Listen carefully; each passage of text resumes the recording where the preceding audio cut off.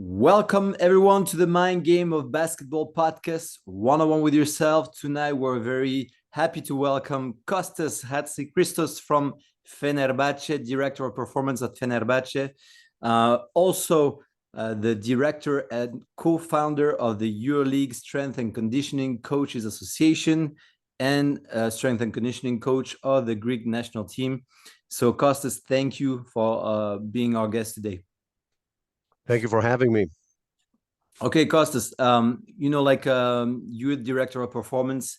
To me, I have in the previous podcast related to strength and conditioning, like a background and compare it to the mental performance side of it on different aspects. So we're gonna try to listen and see what you have to bring right now to the table tonight.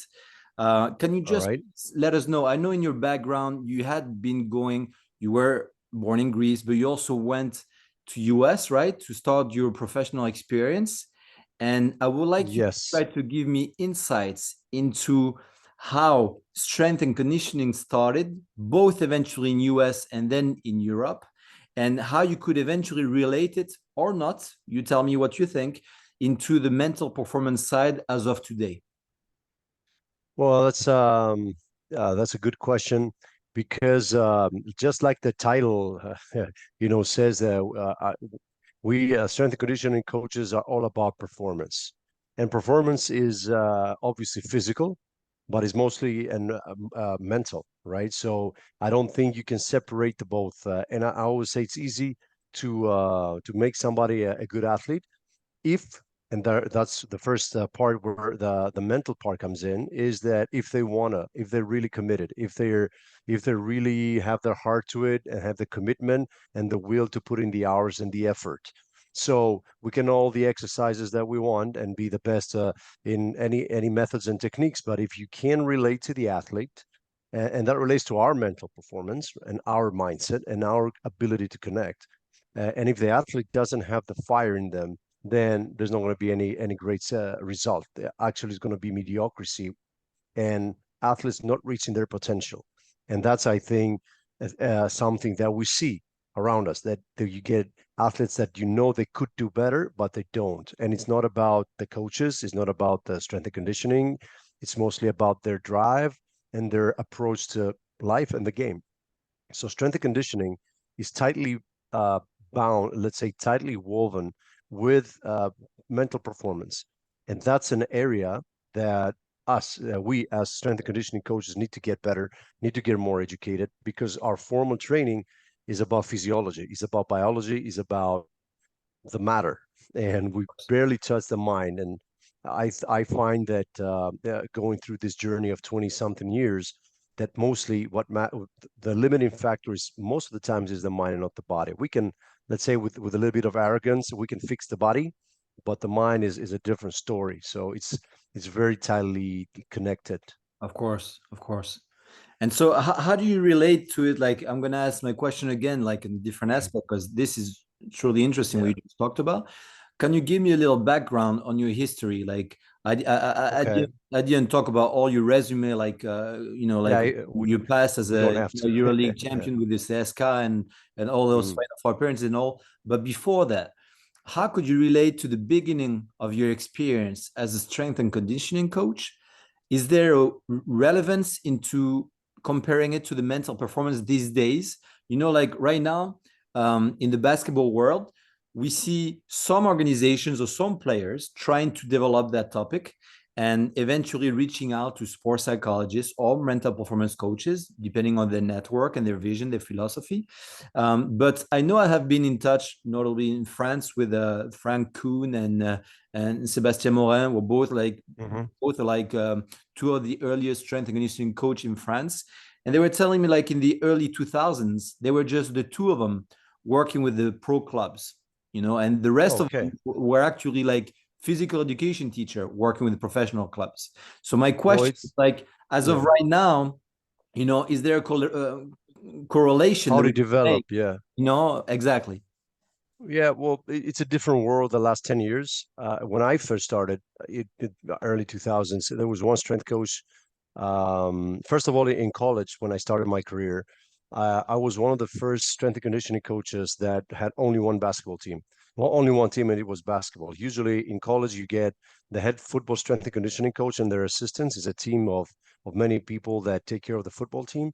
Football, when I say football, I mean the American football. Yeah, yeah. And then there was the Olympic strength and conditioning coach that took care, one or two of them in the big programs, when they took care of the rest of the sports.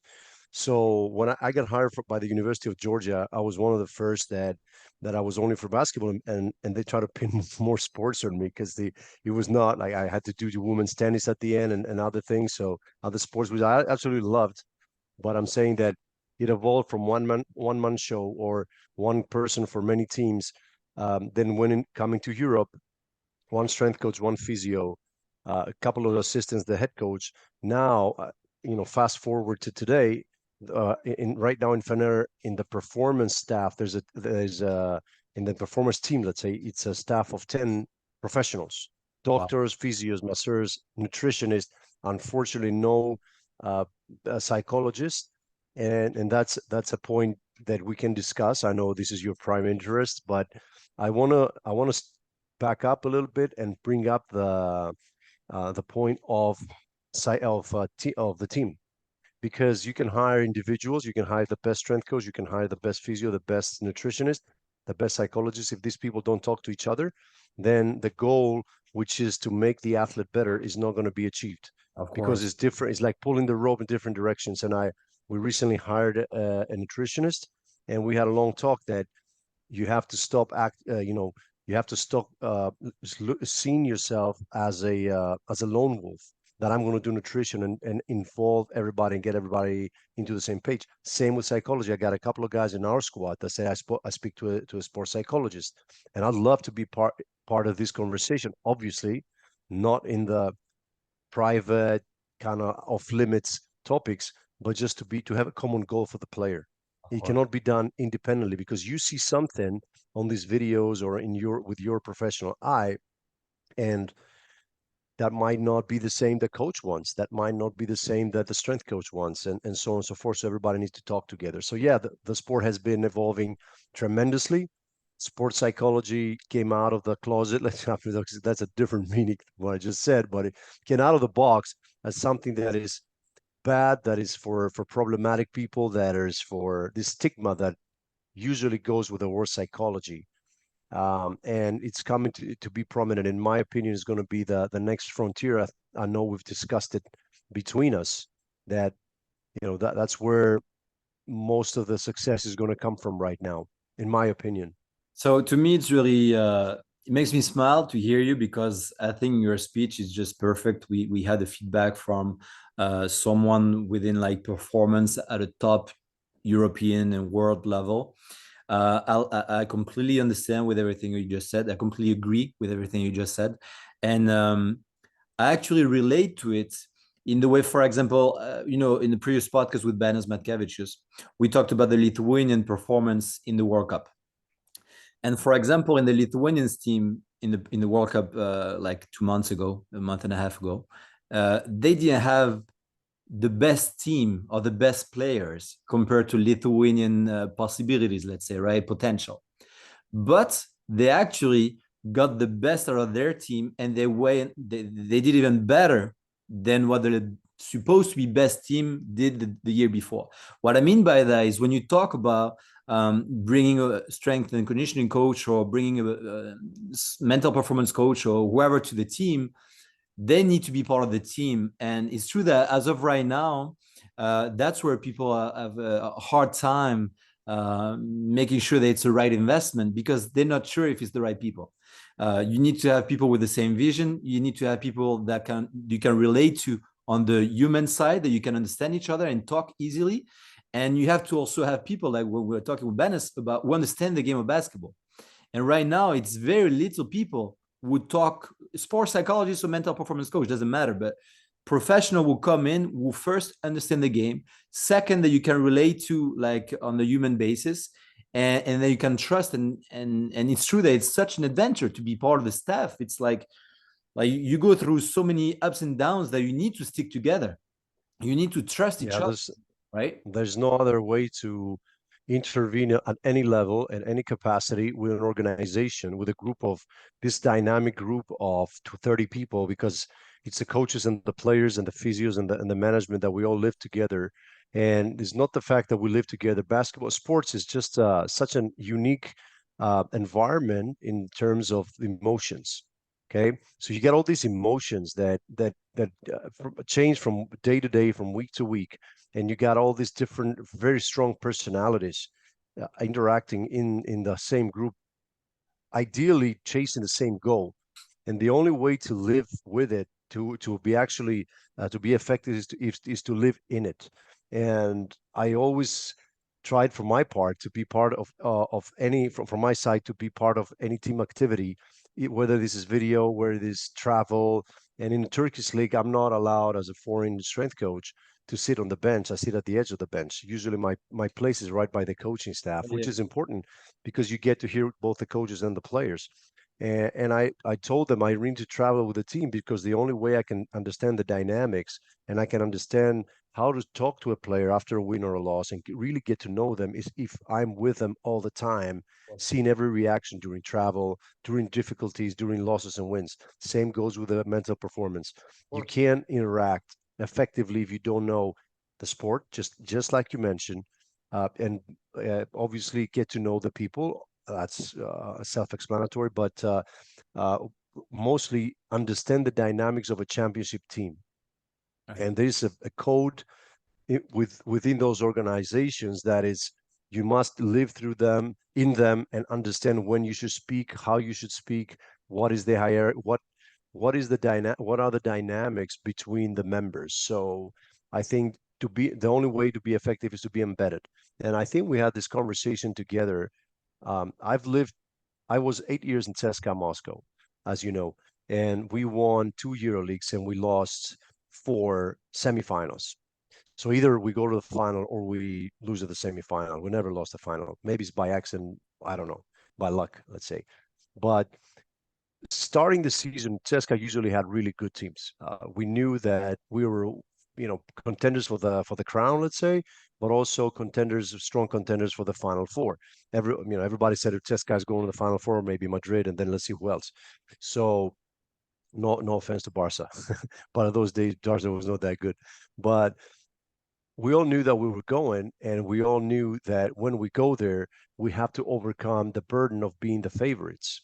And we talked to coach, and everybody said, "Oh, CSKA is a fantastic team," but when in the semifinal, just because there's one game, so the whole season is being decided in one Friday night. And I said, and that's not fair. People say, I said, you know what? Fair or no fair, this is it. And you know it, so you got to be prepared. So how do we prepare physically? We prepare tactically.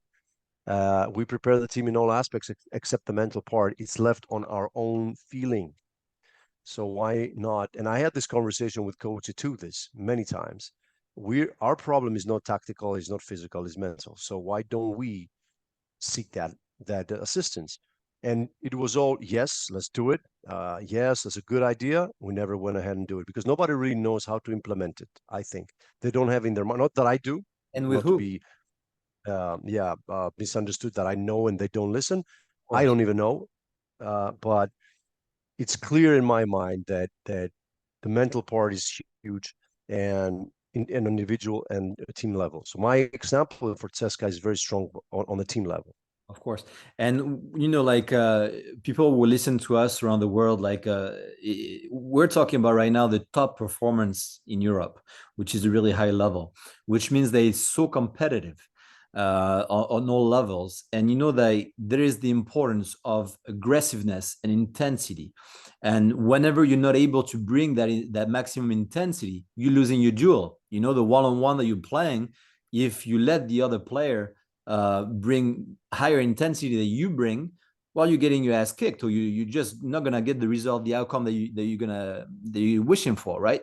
So, and that's what we see often when we have players playing one-on-one and they just don't bring that maximum intensity. They're gonna actually complain about a little contact, a little foul that's not called or anything, because it's not obvious that when you bring that maximum intensity, it becomes obvious, or you get a basket.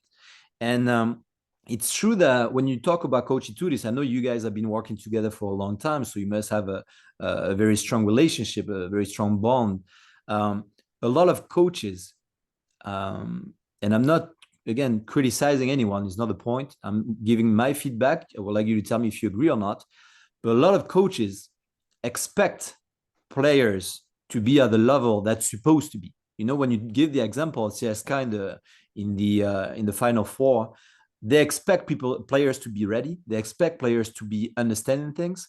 But like you say, we don't give them the tools to be ready. And as of right now, I understand organizations who don't really know who to rely on because there is no previous experience, previous feedback on it. But I'm actually a little disappointed that organizations are not actually more open to giving chances on that aspect of the game.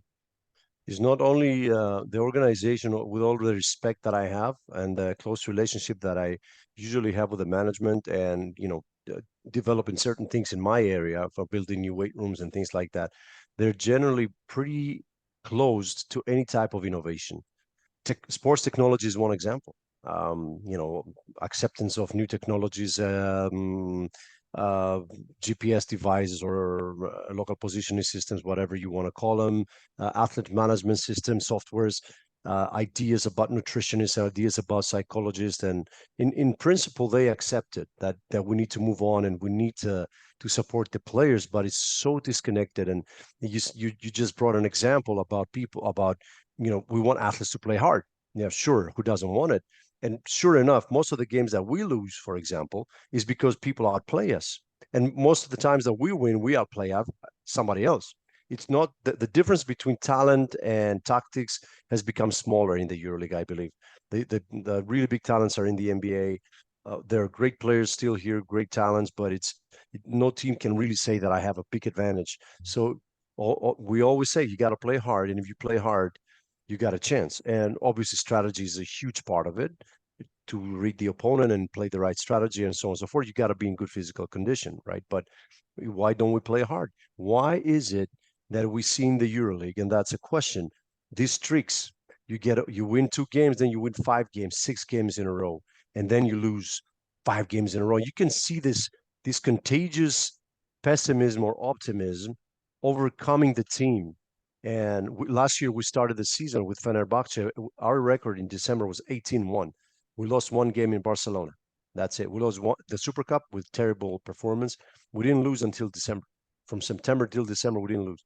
And then during January and February, we lost. We had 5 straight losses, a couple of wins, 4 straight losses, 2 wins. So and you can see the team that is struggling mentally. All the problems come up in the surface.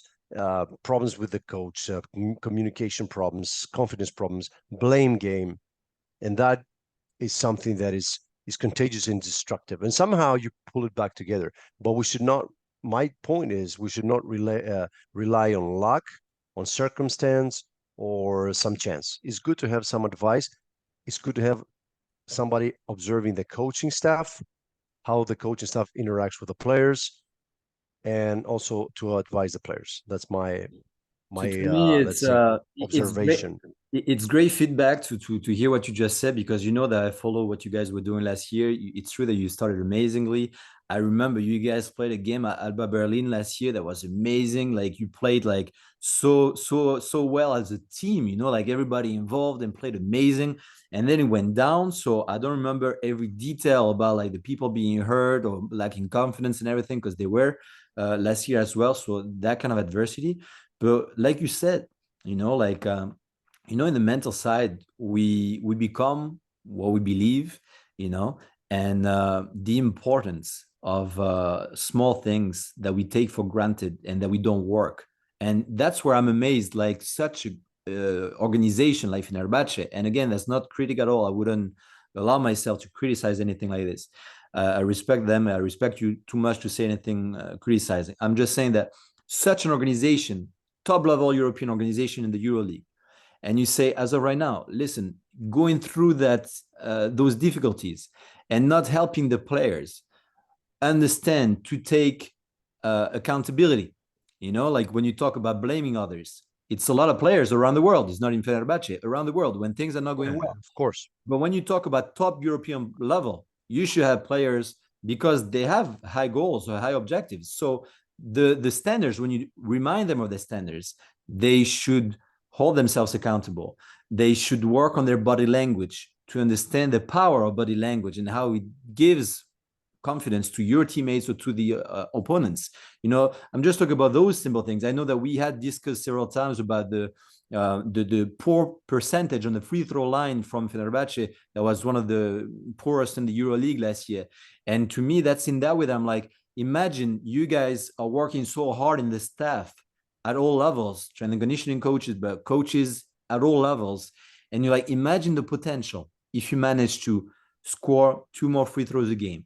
Can I just interrupt you in this point, because it's right on the point. And sometimes I told Coach, we were talking, like you said, we're together for 10 years, and I have a little bit more liberty to touch on things that usually I would never speak about. Our free throws being one of them. And I said, listen, the coach, everybody in the team, the coaches and the players do things right to get in the position to score, and they do score or get fouled, which is great. And then we throw in the garbage that position. Now, here we analyze, and because when we lose, we watch a lot of video. That's our system, going back to look at ourselves, which is a great way to look at things. And that's another great discussion to see why players are uncomfortable seeing themselves. And video doesn't lie, and that's, you have to face the truth. And a lot of people don't want to do that. But going back to my point is that we're trying to analyze every little aspect of the game. So we didn't hedge here. We didn't deny here. Here's where we made a mistake. And all you had to do is score 5 free throws more out of the 10 you missed. And that 2-point game that you lost, let's say in Bologna, would be ours. And now instead of 2 hours video, we'll be happy and say, okay, which is a bad thing, because we will just not analyze our mistakes that much, although coach makes sure to analyze everything. But what I want to say is that those little details can determine champions. And from the 7th position could be 4th. And it's really, free throws is a good example, because it's a matter of, I think, you're an expert on that, I'm not, but I think it's self-confidence and self-doubt that interact and say, how am I going to make this easiest shot in basketball, which is the free throw after the layup. And we don't look, and the answer from the coaches, usually, I'm not talking about only our staff, is shoot more free throws.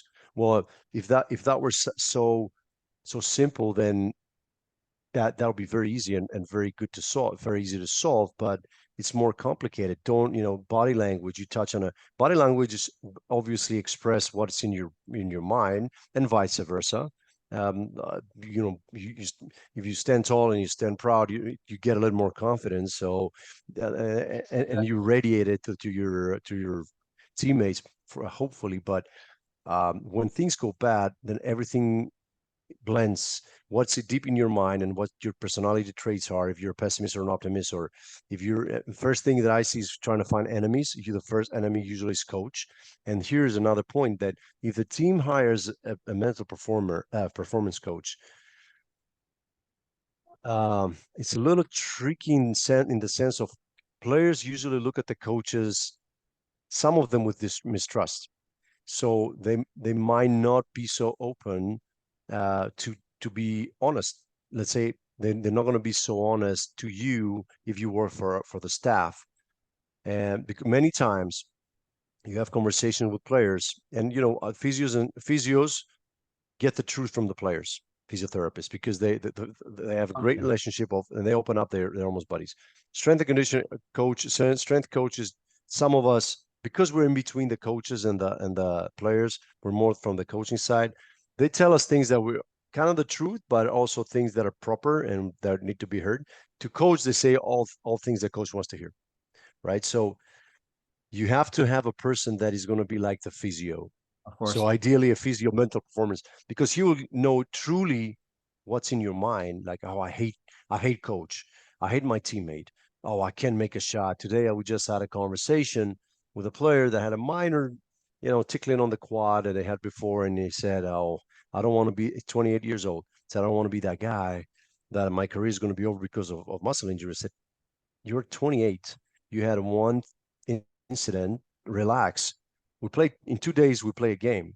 Okay, so there's a red flag in my brain that this thing's going to be in his mind. So right now I'm talking for 4 straight minutes, And look how many topics that came up that, hey, go talk to that guy, go talk to that guy, go talk to that guy, right? And I And we're agree with trying to you. improvise. I understand what you're saying, but to me, you see, like to be successful, the way I work. I mean, again, it's a new profession, let's say. So different people can have different perspective in their approach.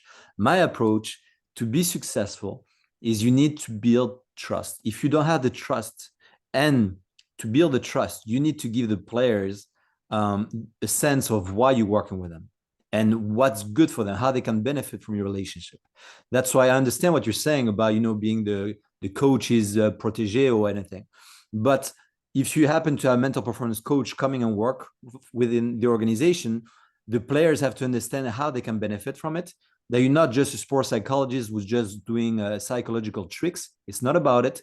It's about helping them taking accountability, being more performant, because they're going to be in control of their emotions. I actually posted a video about Nando De Colo that you know very well last few days about missing turning the ball over on the last possession with 8 seconds left and just pass the ball with 2.5 seconds left, but bad pass and turnover.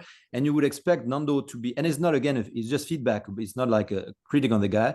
It's just like at that time of the game, he was like before halftime, they were up 7, playing against Monaco, was a great team. You're like, at least take a shot that you're in control of. We're not asking you to score every basket, but how many late possessions we have, like when you're talking about benefiting from 2 points here, 2 points there, how many late possessions we have where players are not taking the shot or are taking a shot that the defense gives them, or are just like under the emotions or under the influence of the score, and that they just don't take care of the ball they should. You know what I mean? Yeah, that's another part of it, of course. And if we sit here and we analyze everything, it all comes down to mentality. It comes to the approach of that every athlete has to everything that they're doing. What is their mindset on anything that they're doing? You want to talk about strength and conditioning? How many times players come in with preconceived ideas about what physical development is, of this, they carry the prejudices, like, oh, I don't want to get big, this old 25 years mentality, 25 years old mentality, I'm going to lift weights, I'm going to get big. But you have to respect it. And here the battle is not to design the perfect program, is to approach. You mentioned the word trust, absolutely, and trust comes through gradual interaction. The word communication is used very often for everything, but it's true. Like, we have to communicate, but we have to communicate in a very specific way. And from our side, for example, we have to understand what the motives are, what are the beliefs, the belief system of every athlete, the culture, and everything that binds to it, and the personality traits. Well, now you're not talking about a strength coach; you're talking about a hybrid of a professional that needs to know a lot about a lot. So, but if you don't have that, then you're done. What is the approach that is very common? If somebody doesn't respond to you, you don't respond to them, and so, okay, I don't care. Let them do whatever they want. They don't, because you take it personal. The athlete doesn't benefit. They keep doing what they're doing, and the fabric is being destroyed gradually. And that's you cannot just work with the players that like you. You have to work with all the players. Some of them, they'll be more responsive. Some of them are just going to do it because they have to, but some don't like doing it, but they have to. So how do you build that trust? Every profession has their own little, let's say, secrets, but that's again mental, right? So of course, but to build trust, everywhere. I think that it's important to understand each other's roles and to show the involvement, the sincerity in your work. It helps, like when people see your honesty through day-to-day Absolutely. work, and obviously in its time, like you said. Yeah. You You talked have to, yeah. Sorry, go no, ahead. no, it's me. You talked about like the acceptance from players and like feedback and thing. And I remember the article that you published a few weeks back. Remember about the fact that Coach Itudis was actually talking directly to players when he was recruiting them and making sure that when he's yelling at them, when he's talking hard to them, they understand that it's feedback, that it's not criticism, that they don't take it personal. How Yeah. can you develop a little bit on that? Well, I absolutely, and I know it's hard to accept with some players and some of us too. And I heard a great quote from David Rivers. I don't know if you remember. David Rivers was Of course, an he played American, in France point too. guard in the '90s, won a EuroLeague with Olympiacos. Great player. Great point guard.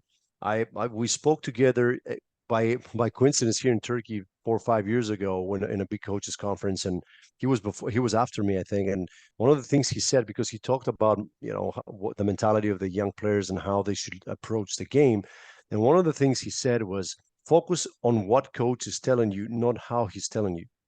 And that was huge because it really, in this phrase, you can see the whole approach, the whole mindset of that the player must have is listen to what the coach says, not how he says it. And what do you tell guys? What do you expect? What do you expect to have your mommy here and say, "Oh, come on, better to break that screen and you shouldn't pass the ball."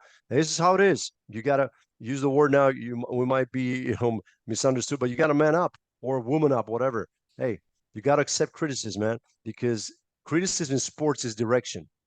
Criticism in sport is guidance, is mentoring, but it's done in such a high emotional let's say burden in such a high state that it cannot be polite and okay, sit down, my boy, I let have me time for that.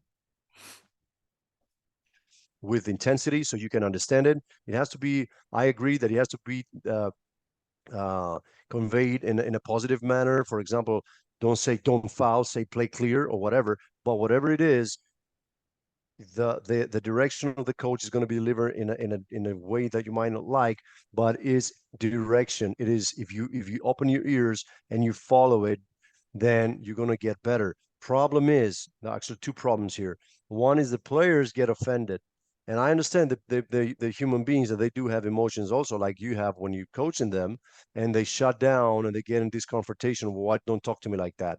Okay, because they're angry, and you get into this confrontation. Or B, they have their own preconceived idea of how they should play the game.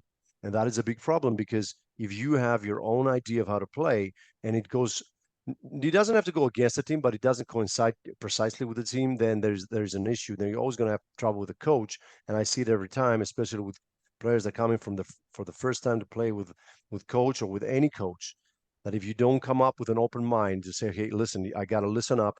If I listen, I'm going to play the best basketball. That's what I tell them. If you listen, you're going to play the best basketball of your careers. And that doesn't go because I don't mean it because Coach Itudes is the best or I think it's one of the best. But if you listen to your coach wherever you are, okay, coaches know mostly how to use you, and if you have a problem, you can communicate it. But accept criticism. If you are this person that every time you get criticized, you get defensive, and you're in deny, and you immediately deny everything that has been point by point that coach says, and there's always a but, yes, but, then that means you're not very coachable.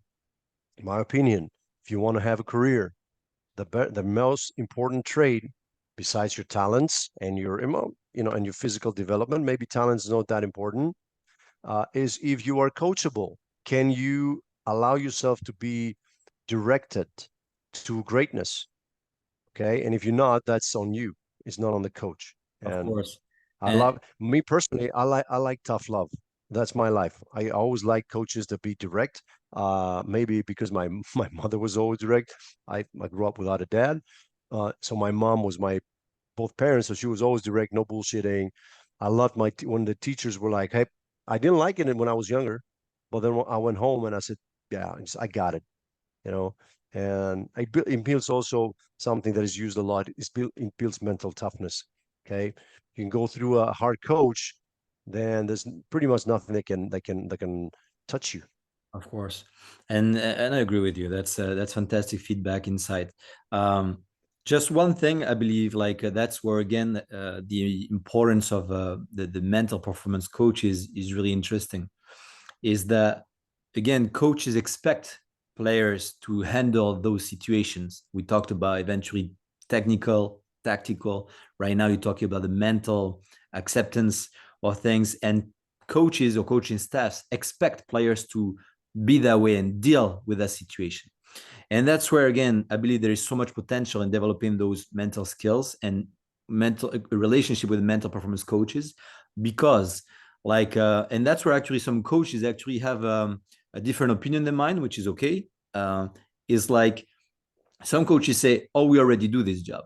And to me, I believe that coaches don't have the time to do this job because, like you say, coaches don't have the time to take by the hand and talk regularly on those things. The work that I do with the players that I work with individually is actually helping them regularly to remind them of their standards, to remind them to be accountable, to remind them that of their objectives, of their role within the team and things like this. So things that are supposed to be taken for granted by the coaches are actually reminded regularly. And from being reminded regularly, they become their standards, they become normal. And through time, they being accepted more often. And you know what I mean? And I I I believe think that it's like tell me. that's a great way to put it, because coaches, we think that we are the psychologists because we know, and that's true. Good coaches know how to motivate.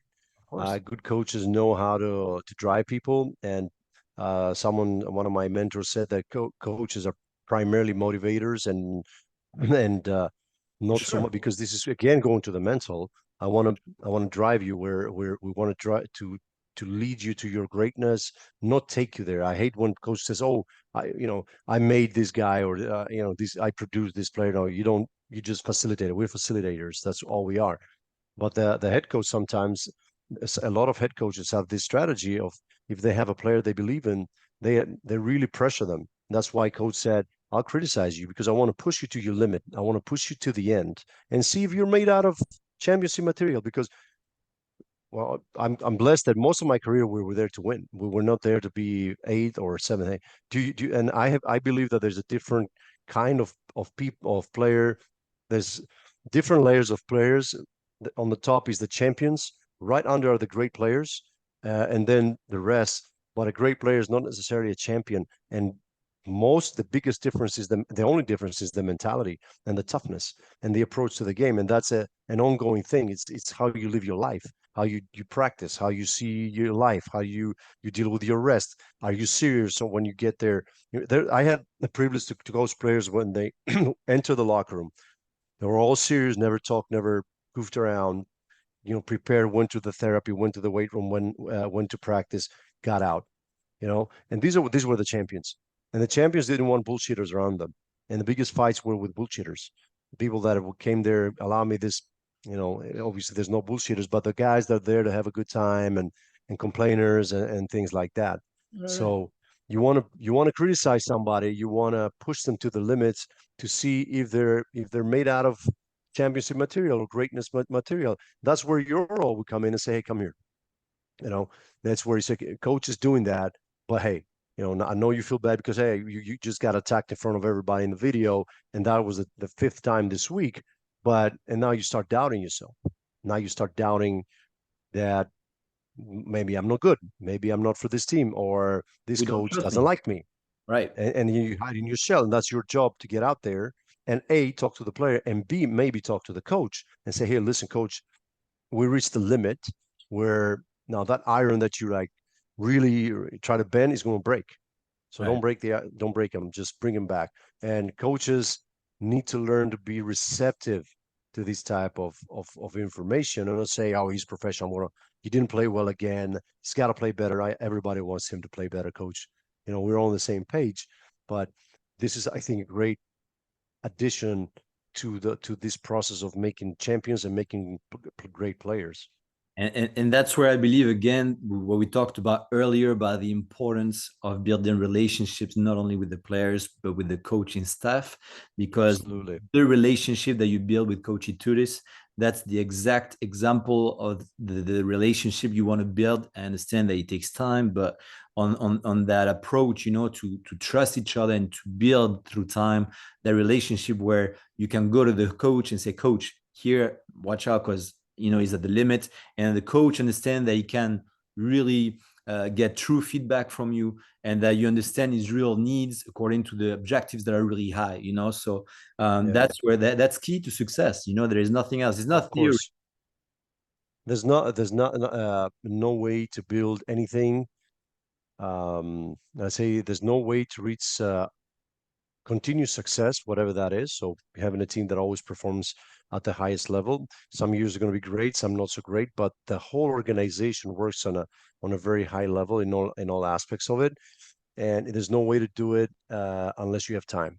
And this is my second year in Fenerbahce. The first year went by just like very, very fast for us, for me personally. And only this year I feel that I can start showing, let's say, our potential as strength coaches and my staff and everybody else, because you need time. The first 4 months, 5 months, you didn't know people's names, and I could sense that some players didn't really trust you, and that's normal.